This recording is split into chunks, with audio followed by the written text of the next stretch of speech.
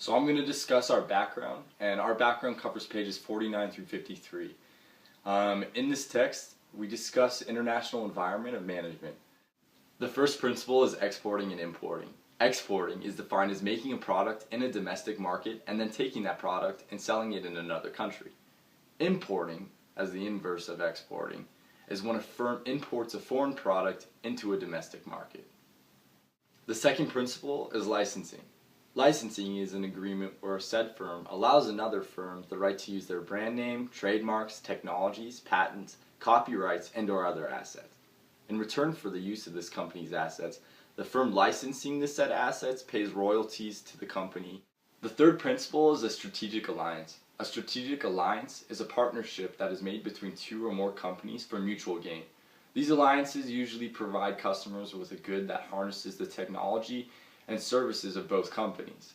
Also, both partners have ownership of the joint venture.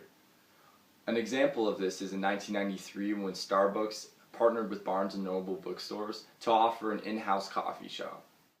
The fourth and final principle is direct investment.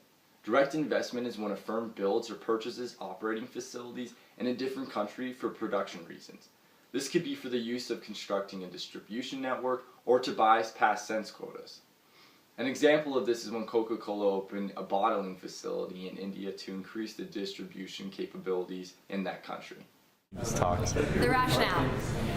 In my travels to France, I was walking down a street once and I was looking for a cafe to get a drink of coffee, and as I was walking down I saw Starbucks, and so I peeked in because I couldn't find a cafe, and I peeked in and I saw a giant line of people, and I was like, you know what, I can get coffee in the States, like I'm good, I'm going to keep walking and try and find something else. I walked down probably about a half a block and I see a local cafe and I walk in and there's not really anyone there, whereas half a block down there were a bunch of people in the Starbucks. So it kind of just proved to me that a corporation can come into a country, whether or not it actually was built in that country or not, and take over basically the companies that were already there.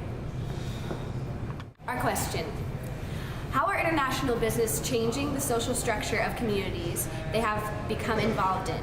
How are the businesses themselves adapting to these new social environments?